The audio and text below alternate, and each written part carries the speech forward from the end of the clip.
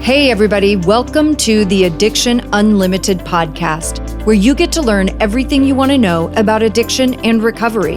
I'm your host, Angela Pugh, co-founder of Kansas City Recovery, life coach, and recovering alcoholic. To learn more about me, you can listen to episode 0 on your podcast app or find us on the web at addictionunlimited.com. Welcome, my friends. What an exciting episode for us to do. Most of you in our really tight-knit community in the Addiction Unlimited Facebook group, certainly in Sober Society, all of you are familiar with our lovely Amorie. She's such an incredible member of our little family, and she facilitates meetings for us in Sober Society, and she just has incredible sobriety, and we love her to pieces. So I asked Amorie to come on with her husband and have a conversation with us about what it looks like when one partner gets sober and the other one doesn't. Whether that partner has their own drinking problems or not, this opens up a lot of issues and really difficult things, difficult conversations to navigate. So I just wanted to have some conversation of what that looks like from an insider's point of view. So let's take a minute and welcome Amorie and Steven to the show. Thank you so much, you guys, for coming on and being willing to have this conversation with me. I'm really happy to be here and share more of my story and to help couples, that may have gone through some similar things or just, their own thing. It is our own journey. It's nice to look back. The last time I was on your show, your podcast was, my gosh, I was like 70 something days sober, and now I'm 861. So it's nice. Wild. That's so good. And husband, Steven, thank you for really being open to do this conversation too. I mean, it's so important for us to hear how our habits affect the people in our lives. So I really appreciate you being willing to do this. Of course, not a problem at all. So I think where I want to start is like your rock bottom moment. And you don't have to go into any more detail than you want to about that, but everybody has that moment, right? Whatever it is, we have that moment that it's like, oh my gosh, I cannot live like this anymore. Something has to happen. I have to change. I have to do things differently. And we know, as the alcoholic or drug addict for sure, we know how that feels. But I would love to hear how it was for both of you, like hitting that moment where you knew there had to be significant change and not really knowing what that was going to look like. Like, what was that experience? Whoever wants to start first can. So I think it's funny because we just talked about it this morning. I don't think that we had one specific incident or thing or event that happened. I think our rock bottom kind of came from a culmination of really an entire year of just crap. I mean, there were things that she did. There were things that I did. There were things that we, kind of did, solo and then together that really the marriage just, I think, kept declining and deteriorating. And then I think we did come to a moment, shortly after Christmas where we basically just looked at each other and got pretty nasty with each other, and we were just done at that point. But like I said, it wasn't really one incident or one solitary thing. It was a culmination of just nonsense. So we came to that point. It was pretty much, well, screw you. Well, screw you. All right, I'm done. Yeah, I'm done. And then that was it. I don't think we talked for probably 2 or 3 days after that conversation, or argument, I should say. And about 3 days later, she came and she said that she had found you. And, I was skeptical. I mean, I went through, years of watching her battle. And, I kind of took a back seat and said, well, kind of a cautious optimism, and just said, let's just see what happens. And, that was kind of our one point. And it's funny because as I drive around town, I pass by that spot where that argument happened quite frequently.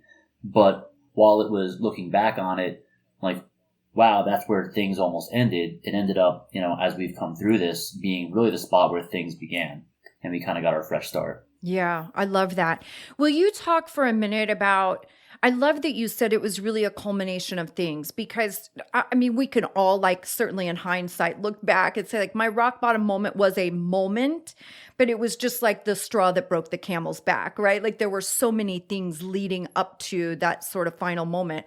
What was that like for you as the partner? Like sitting back, kind of watching the deterioration or the progression of the drinking, however you want to look at that. Like, I know it had to feel really sort of helpless because I do this work with alcoholics. And I know that feeling of sitting back watching somebody kind of spiral and you're so limited as to how you can handle it. Like, how was that final year for you? Yeah, it was tough because, I'd see her going through everything. I'd see how, drinking kind of became her life. She could do nothing without that. Whether it was come home from work, first thing was a beer. Go out, first thing was a beer. Go to a thing with our kids, first thing was where can I go and grab a beer? Everything centered around drinking. Where, we as a family, me as a husband, the kids, whatever we did became, kind of sat in the back seat a little bit, to that, and then once one beer is done, where can I go get another one? So, it's tough to see because, I saw kind of what she was going through. We had been in counseling, I guess, kind of toward the end of that year. And I brought up, I said, you're an alcoholic. I flat out just said it.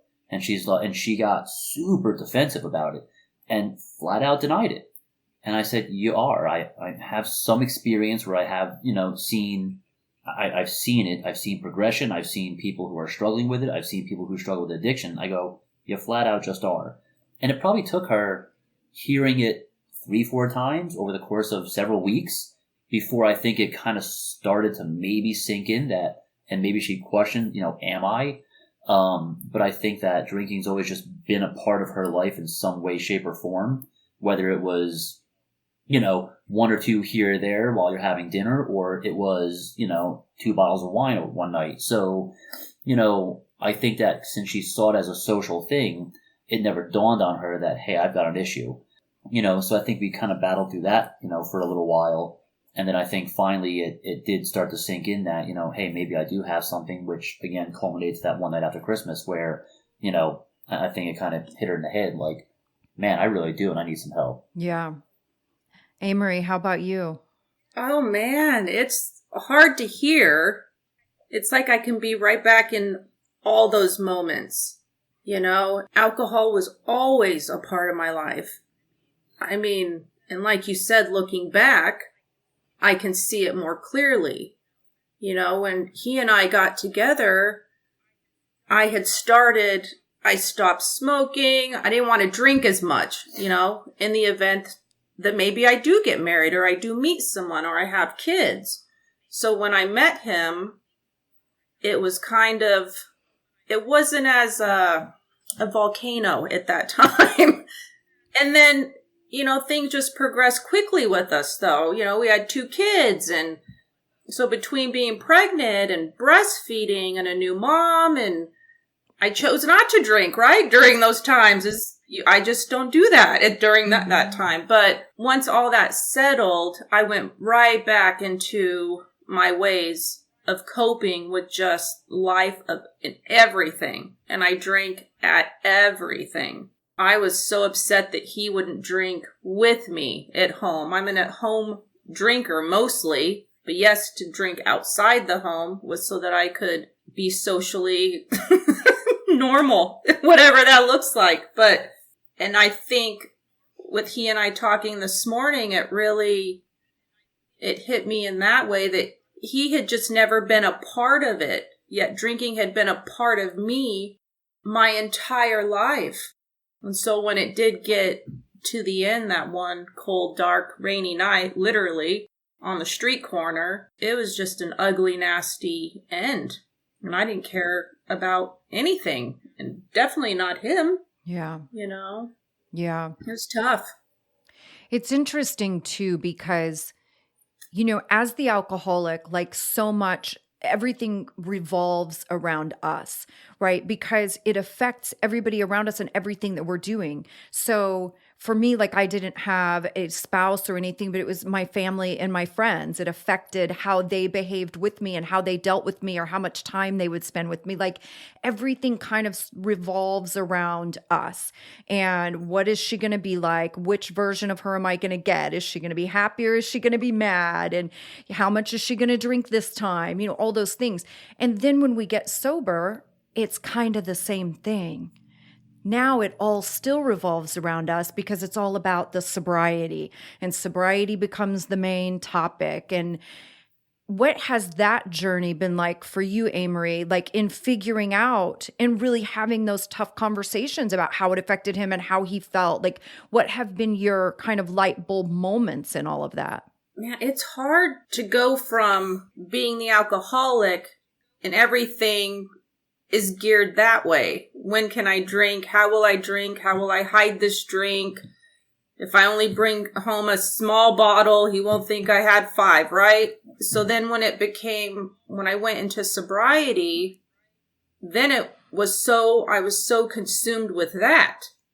So how many meetings? What do I do? So it totally switched, but I would make a calendar so he could see it. You know, we were very communicative in what I needed to do to stay sober. I was very protective of that. But I wasn't getting sober to save my marriage either. So it was kind of, I have to do this regardless if he's with me or without me, because I can't go on like this. So I'm just very thankful that I have someone that was supportive and would sit through hours of repetitive conversations, really. I mean, as I would sift through and figure things out and go through.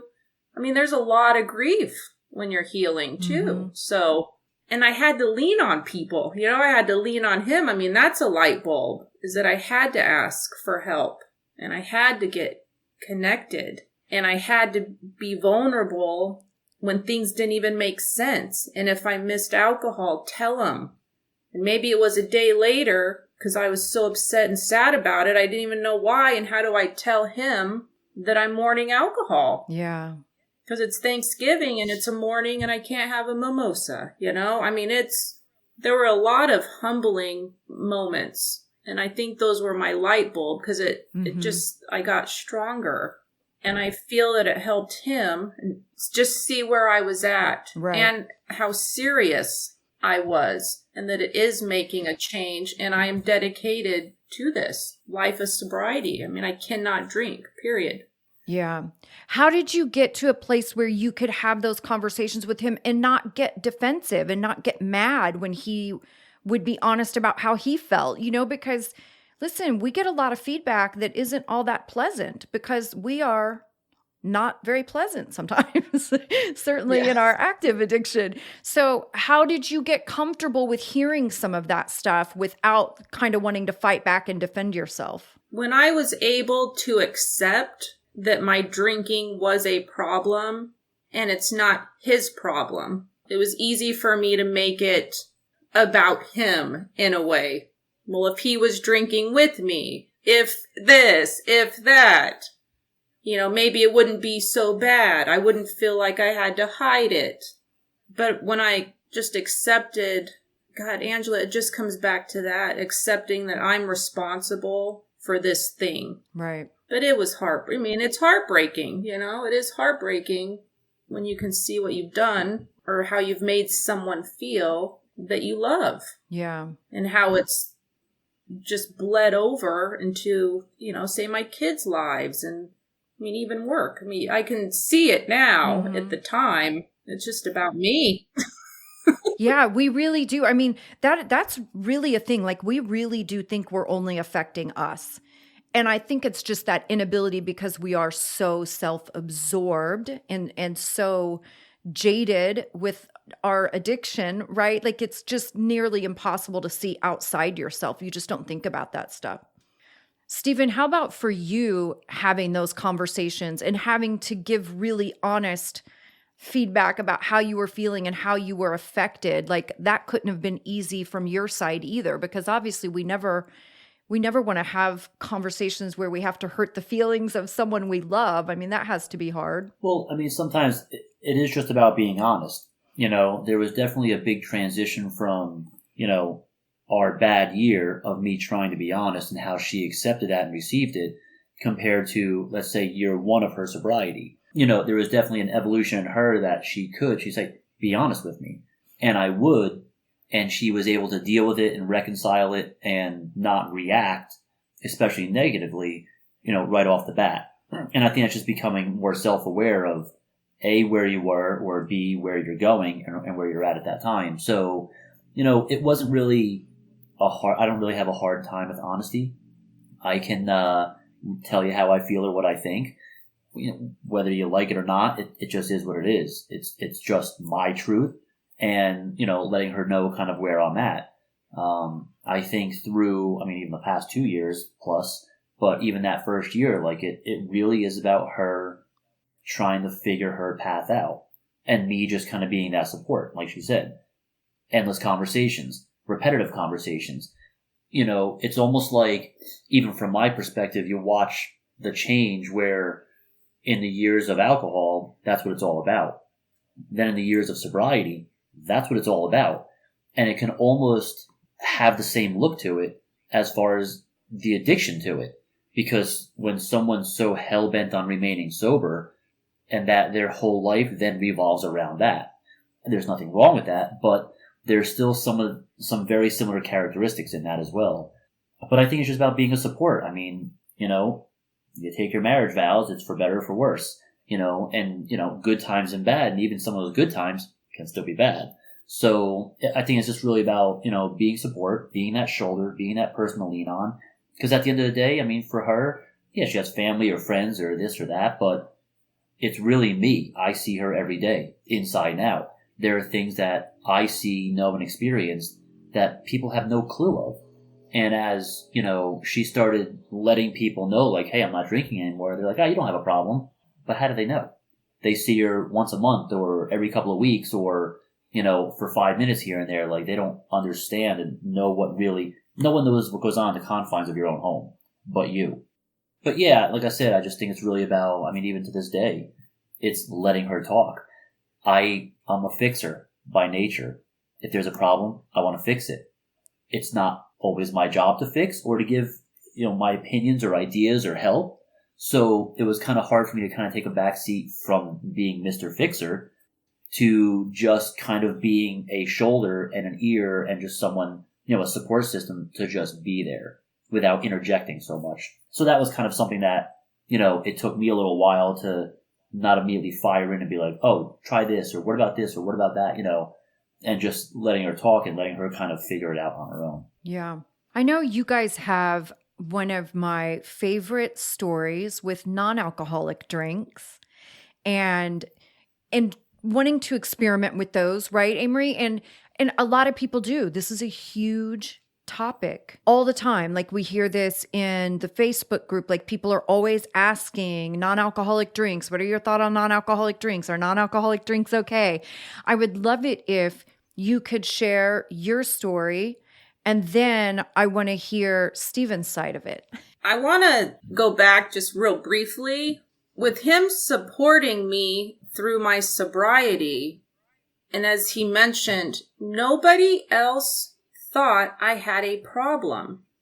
So I think that is also where my safety came in discussing things with him, because it was like he was the only person that actually believed, yet knew the truth that I had a drinking problem.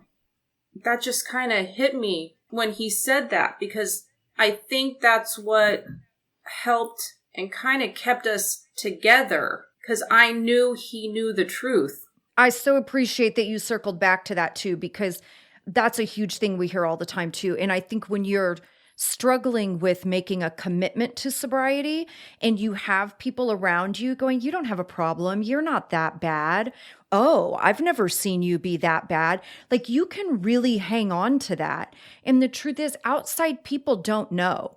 My outside picture that I presented to the world looked really good, But what was happening on the inside and what was happening in my home was a very different story. So I love that you went back to that because that's such a huge point. Yeah. It's just one of those, I had a live aha moment, you know, is that he was it. I had two people that believed me, like truly believed me. I'm going to get all sad. I won't cry. But moving on to the non-alcoholic, though, early in my sobriety, and that was probably a few months in, I thought that I could go get a non-alcoholic wine. And I went to the little store and I was there. I Googled it. I sat in the aisle with my phone going, do they have, alcohol-free wine here? And I brought the bottle home, and that did not go over very well, to be honest. I mean, he was very upset. I couldn't understand why he's so upset. I've done all this research that it is alcohol-free. And so I am allowed to do this thing of alcohol-free. It opened up a conversation that I think finally, at 2 years, I get. And it's not about it being alcohol-free or not. It's my behavior. And I was still justifying why this would be okay for me. But the damage that I had caused in drinking, there's no tolerance for it with him. So when that could hit me in my heart to where I could accept that it's what my alcoholism did to our relationship, to our marriage, it's just something that I no longer visit. And it took me a while to get there and to be able to hear what it really was without me justifying it anymore. Which is still the alcoholic behavior, right? Yes. The whole rationalizing and justifying. And what I think about is like the time you spent doing it, picking it, Googling it, right? All of that is that same kind of alcoholic behavior. It's like that obsession. Let me figure this out. Let me find out which one, what's going to be the best, and then rationalize this is going to be okay. It's alcohol free. But all the behaviors are still addict behaviors. And the feeling in my gut, like even that I knew was wrong. Mm-hmm. Because for me, why am I still searching for this thing, but I'm feeling bad about it? I know it's not right. Mm-hmm. Which means I'm stepping out of alignment in my values, though, and also in my marriage. I know it's going to upset him. I don't know why, so now I'm going to justify it when we have a conversation. But I know because you're my coach. We called you, and he even said, you need to call Angela. And I did. And then he and I talked this for 3 hours, but come to find out there was still alcohol in it. Mm-hmm. And that's what was really upsetting to me, that I didn't even know that. And at that point, I was so invested that I would have been devastated if I drank some of that, Mm-hmm. So, Steven, what was that experience like from your end? So looking back on things, there's always, like I said, I had that cautious optimism after she had contacted and started working with you. And just because, in the years prior, it was always like, well, she's cutting back, and then she'd snowball, and then she's cutting back, and then it's like a roller coaster. It's up and down, up and down. So, of course, I always, going in those first couple of months was like, when's the shoe going to drop? Like, I see she's serious, but is this a long-term solution and a long-term, thing that's going to pan out to stay this way? And I almost kind of saw that initially. My initial reaction is like, well, here we go. She's trying to find a way. And I said to her, I go, my biggest thing, especially in like what I do with work, is the why of things. I want to do this, why? And be able to justify it. So I look at it, I go, why? Like, why do you think you need that? Why is it so important to you? And when she really couldn't, again, it became about justifying and making excuses and, oh, it's okay, and oh, it's just this, and oh, it's not. But why still? And I kind of gave her the analogy of like, in the past you would slow down and thinking that you're drinking 2 beers, so it's not a big deal, but it's still, you've got to have that. So my thing was like, you've already shut the door on alcohol. You've been sober, I think it was probably 3, 4, 5 months at that point. Why do you want to open that door again? Even if you just cracked the door, you're still giving it an open. So you're still allowing that door to have a potential to open up all the way. And I truly saw it as, you know what? Here's step 1. She's going to do this. Then it's going to become, well, I'm just going to have this 1 bottle. Then it becomes 2. Then it goes back to non-alcoholic beer. And then, and it just piles on.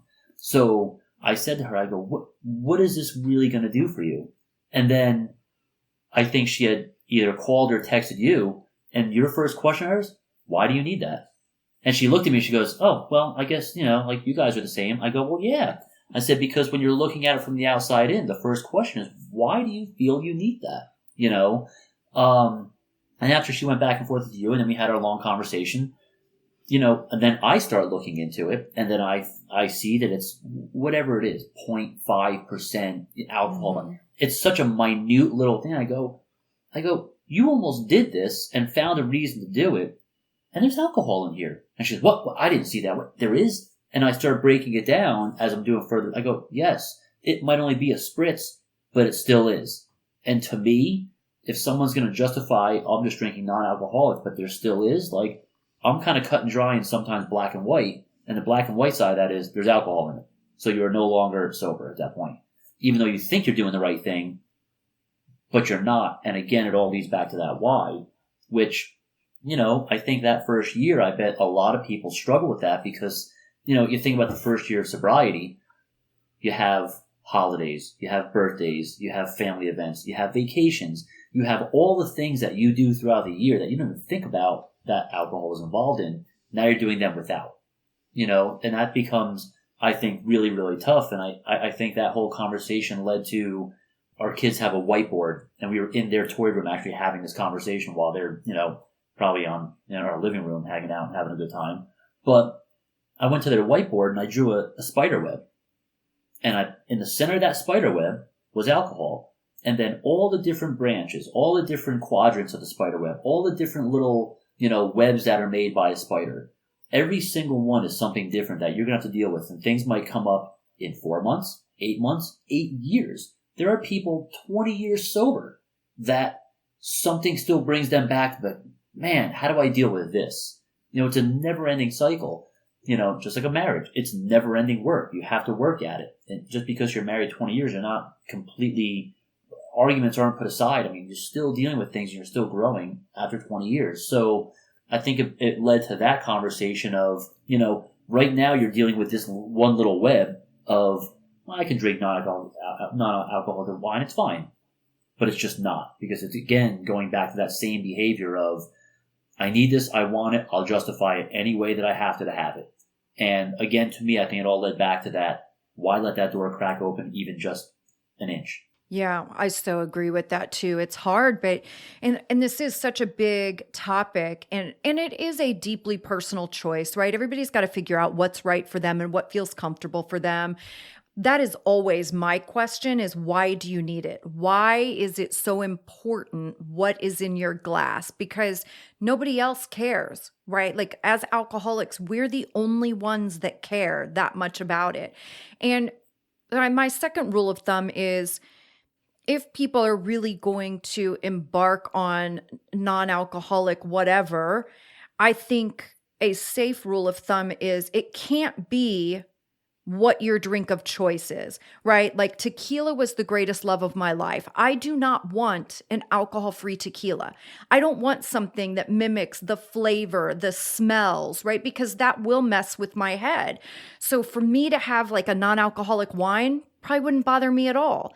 I don't care to have an non-alcoholic wine, but it just wouldn't trigger anything for me. But it's such a psychological and emotional thing for alcoholics because we're trying to recreate something and trying to recreate an experience that really I need to be focused on changing my perception of that experience, right? However I was doing things while I was drinking, I don't need to be doing them the same way when I'm sober.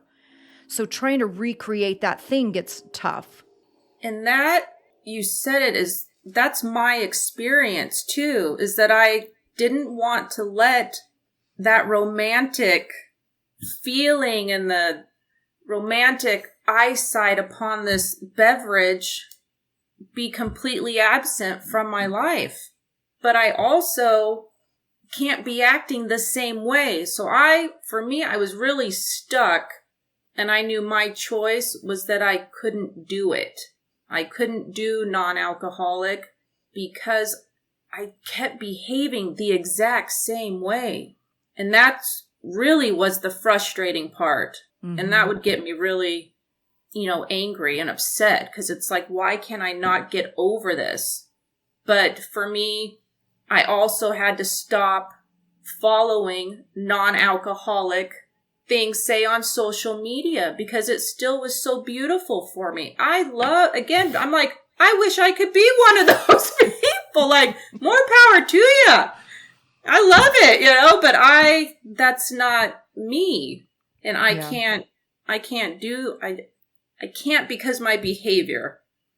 I'm not strong enough. And I'm okay to say that. I don't want to drink, but I'm not strong enough yet to even play with it. So it's just a no for me. Yeah, and so much better to err on the side of caution, like when it comes to my sobriety, for sure. I don't want to make any sacrifices there. I don't want to take a bunch of risks with my sobriety because it's what has allowed me to build my whole life. So I'm not messing it up.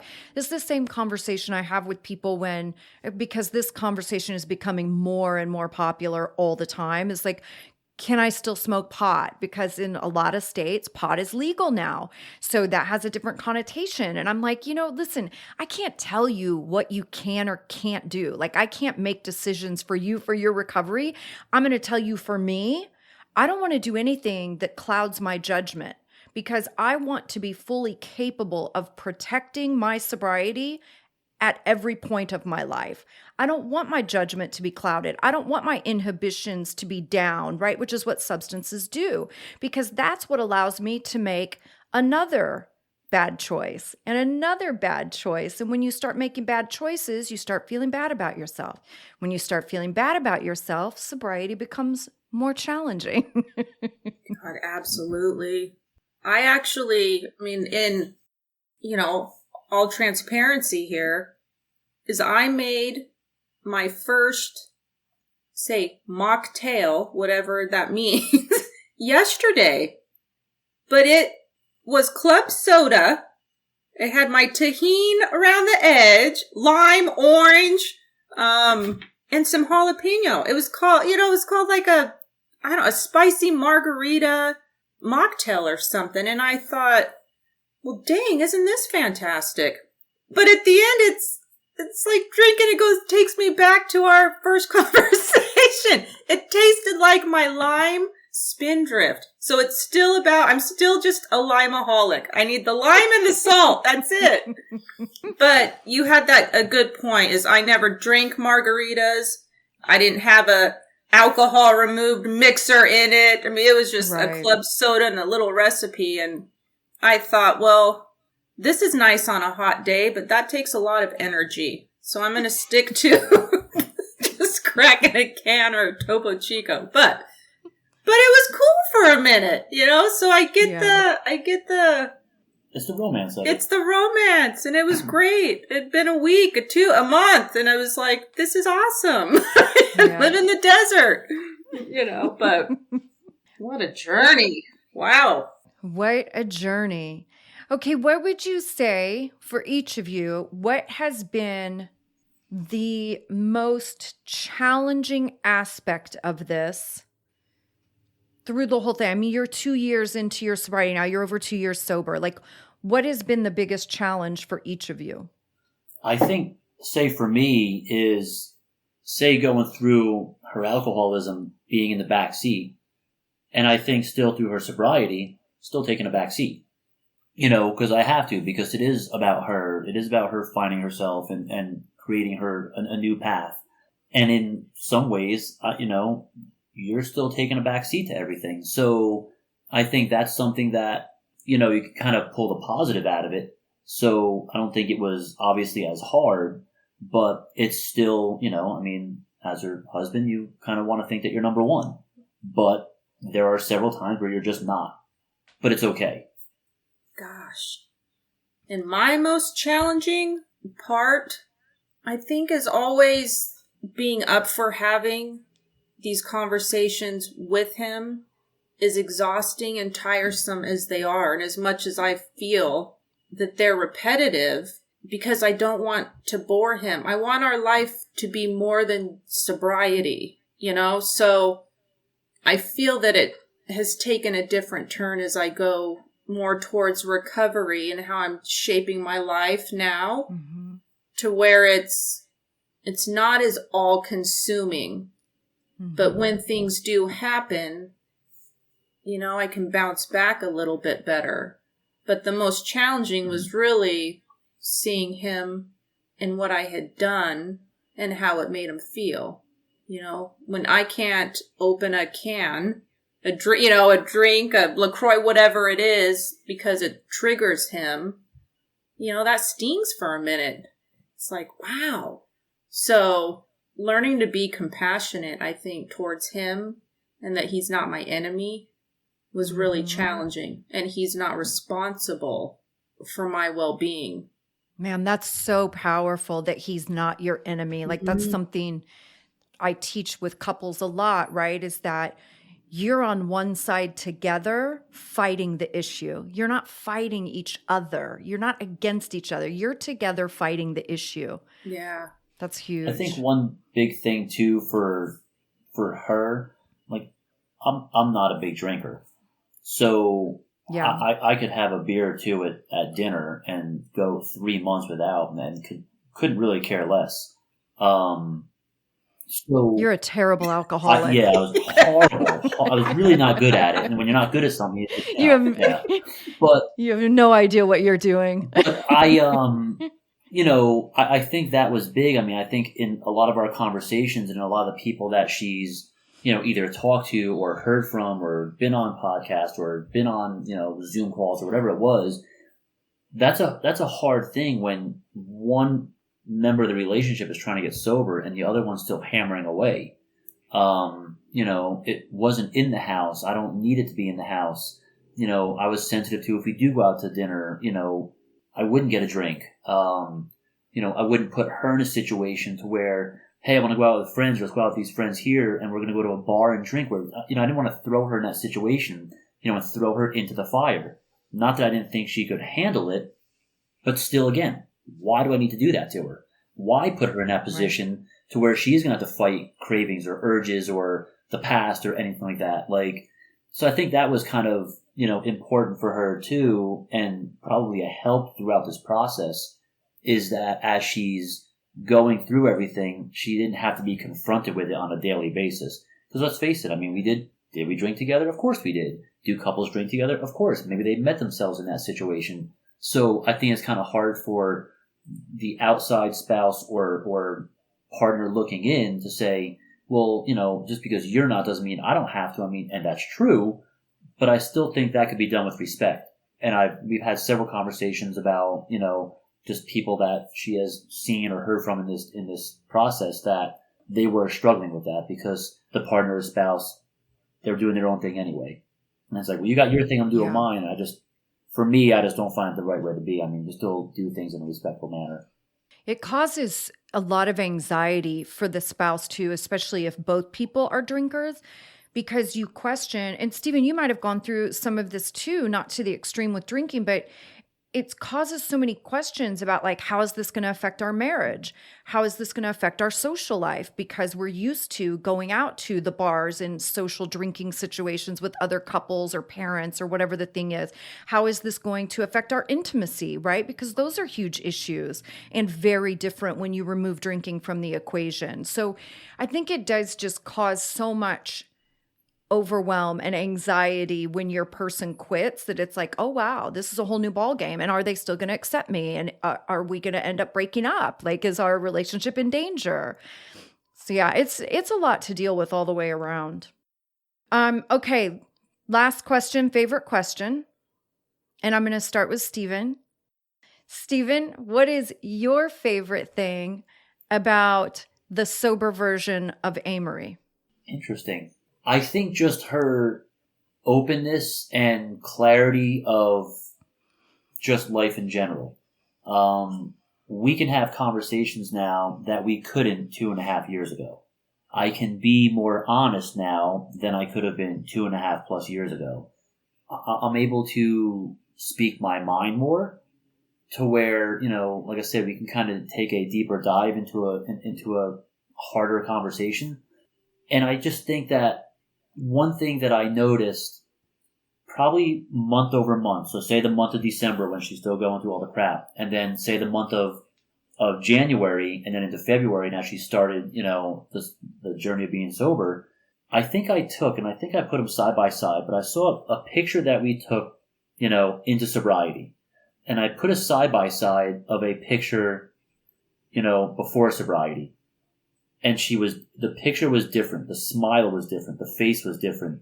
Everything about her look and the glow was just different. Where she didn't have it on that left side, but when you looked in, there was an absolute visual change in her as well. And I showed it to her, and she's like, and she kind of it hit her. It was kind of like a holy shit moment. Wow, it's such a big difference. So, I think those things, it's just nice to be able to have a conversation without the finger being pointed back or you're wrong or and then the nastiness come out and all of a sudden her issue is now my issue or something that happened 7 years ago comes back up and, which I guess is just marriage in and of itself. Women are like elephants. They don't forget a damn thing, even though you wish they would. Yeah. But I just think our communication is, it's completely different for the better. All right, Miss Amorie. I would agree with that. You're like what he said. Yeah. That's beautiful to hear. What a testament to your inner strength and your confidence, right? Because that's what all that stuff is about, is getting confident enough that you can hear that stuff from him and really process it without freaking out and overreacting, getting defensive. That's huge. It's beautiful. Yeah. And all of those things too. I feel all of those things, but today at 861 days sober, I would say, my favorite thing is really being aware of my responsibility, of my feelings, being able to acknowledge where I am and to be open, to other people, to accept. It's really acceptance. And that just has a big umbrella of all the gifts that come under that. So it is. I'm not as defensive, and it's just a beautiful place to be. It's like you get to exhale every day. That's a huge thing we say in AA too. Acceptance is the key. Acceptance is the key. Acceptance of myself, acceptance of circumstances, acceptance of other people, and being able to love all of those things in spite of challenges, right? It's just acceptance and being okay with it. Absolutely. And when you're strong enough, and I feel that I've gained a lot more strength and confidence, I can accept the way I have made other people feel, and it doesn't take me down anymore, There's a lot more love behind it to where I can make it right and make it better each day with my husband, with my kids, with those closest to me. Sobriety's taught me, and my favorite is it's boundaries. Good old boundaries. So important. I think too, though, it's easier to be in that place of acceptance and like what you're talking about when you are actively working to be better, right? I feel like people get really stuck in the guilt and shame, and then they're not taking action to improve it, right? Or fix it, so to speak. and start to undo the damage, you just get stuck in the damage. And that's not going to do anybody any good. You have to get in that active process of repair. And like, not only I'm sorry for my behavior and how I was, but I'm sorry and I'm not going to be that person anymore. That's what fixes it. And that's what starts to take down all the guilt and shame we have for our insanity. I think something else, and it's kind of going back to like how you socialize being sober. It just kind of popped in my head, but I can understand where that could be a thing. Like, you know, you're used to going out to the bar or going out to the clubs and you're with your spouse or whoever and friends and this and that. I think that it leads to some awkward reactions when you tell your friends, hey, listen, I've had a problem. I'm sober. I don't want to drink. People are like, you know, you didn't have a problem or you didn't this or you didn't that. But once people like get it and it takes them 10 seconds, they're like, okay, cool. So, you know, get her a water or get her an iced tea or whatever it happens to be. I don't think you've had anyone in our lives that have looked upon that and been like, you're fine, whatever, here's a beer. Like, no one's done that. And nobody will. And if they do, then that's the last conversation you have with them. They're no longer adding value to your life, so they no longer need to be in your life. But I would just think, I mean, for anyone out there that's worried about that aspect of going out with friends or being in social environments, you know, where you're taking alcohol out of it, if your friends are your friends or your family is your family, they will understand, they will accept, they will move on, and it won't be a conversation anymore. And you're going to have the same fun you did in the past, just with a different drink in your hands, the only difference. So, I mean, I think that's important too to touch on. I mean, I remember her uncle having conversations like, she doesn't have a problem. And I'm like, you live in San Francisco. How the hell do you know? You know what I mean? So, but that was the reason. It's like, well, okay. And then that was the end of it. You know, so, I mean, people, they'll get it. They'll understand. And, you know, they'll be awkward. There's some awkward silences, but, I mean, you know, in the end, I can't see anyone then trying to shove alcohol in someone's mouth when they understand what's happening and what they're now embarking on. So that's kind of important because people, obviously, as you said, have this anxiety and stress and I'm going to go out and how are they going to receive me? If they're your friend, they're going to receive you just fine. Yeah. And it's too, I think people judge that obviously based on their experience with you, but it's based on their own experience because even I had people as a bartender, one person in particular that had known me for a couple of years, only knew me in the worst part of my drinking, would come in my bar and drink with me regularly. We drank like crazy people. And when I got sober, like he was the one person that said to me, he's like, oh, I didn't realize you had a problem like that. And I was like, how do you not realize? Like, did you see how we drank together? That's not normal. But the difference was that he maybe only drank like that in those hours that he was with me. And then he went home and went to bed and probably had a normal life, right? He had zero understanding that I drank like that every single day. And that when I went home, even after the bar closed, I would stay up at home and drink another few hours, right? So it's like, they put their own judgment and how they do it and kind of project that on you too. But yeah, it's crazy. I love that you said that too, Steven, because you're right. Like I didn't have any people super negative about me not drinking, you know, maybe an awkward silence because I think people understand when you quit drinking, something significant happened, right? Whatever that might be, there was something that pushed you to the point of I have to stop. But really 99.9% of the time, people have so much respect for it because they also understand the difficulty of it and how all-encompassing it is in changing everything, you know?